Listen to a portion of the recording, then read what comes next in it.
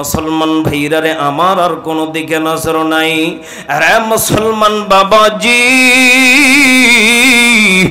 আর কয়েক মিনিটের ভিতরে বিদায় নিয়ে চলে যাব। এখন মুসলমান বাবাজিরা কেউ কাহারোর দিকে তাকাবো না, কেউ উঠা উঠি করবেন না। আরে মুসলমান ভাইয়া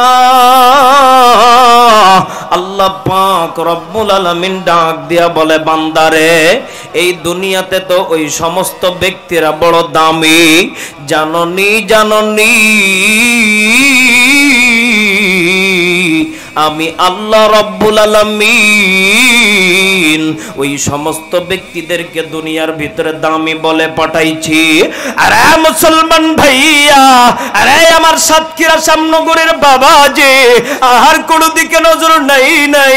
আরে মামা আল্লাহ রব্বুল আলামিন ডাক দিয়া বলে, বান্দারে অবিল ওয়ালিদাইনি ইহসানা। আরে মুসলমান বাবা যে এই দুনিয়াতে ওই সন্তানটা বড় দামি, যেই সন্তান মা বাবার খেদমত কইরা কবরে আসতে পারলো। মা বাবার খেদমতটা কি জিনিস হুজুর বলবানি? আরে মুসলমান ভাইয়া আমি আপনি যখন ছোট ছিলাম তখন আপনি আমি বাবারে বলছি এক গ্লাস পানি নিয়া, বাবা এটা কি?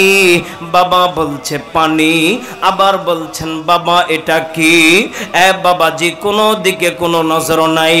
আবার বাবা বলছে পানি। আবার বলছেন বাবা এটা কি? বাবা বলছে এটা পানি।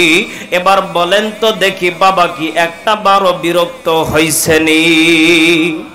না রে বাবা না না, বাবা জানতো আমার সন্তানটা ছোট, আমার সন্তানের জ্ঞান বুদ্ধি হয় নাই। এইটা কি কথা বলেন ঠিক কিনা? আরে মুসলমান ভাইয়া ওই মা বাবা যেমনি ভাবে ছোটবেলা রাগ করে নাই, আল্লাহ পাক ডাক দিয়া বলে, বাবা রে ও আমার মুসলমান ভাইরা খেয়াল করেন। আল্লাহ পাক বলেন, বান্দা জানোনি তোমার মা বাবা যখন বৃদ্ধ হয়ে যাইবে, তুমি যেমনি ভাবে শিশুবেলায় একটা জিনিস রে বারবার কইরা বলছো মা বাবা বিরক্ত হয় নাই, ওই মা বাবা কিন্তু তোমার মতো একদিনও হয়ে যাইবে, শিশুতে পরিণত হয়ে যাইবে। সেদিন বাবা মা একটু বেশি কথা বলবে, সেই দিন কিন্তু রাগান্বিত হওয়া যাবে না। কথা বলেন ঠিক কিনা?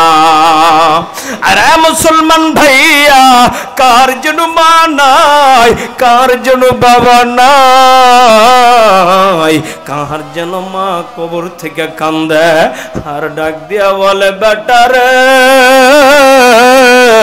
তোর জন্য কতই না দুনিয়াতে আমি কষ্ট করছি, আমি মা একদিন না খাইয়া তোরে আমি খাওয়াইছি, আমি মা গর্ভধারণী যখন ছিলাম তুই যখন পেটে লাথি মারছস আমি মা খানা খাইছি,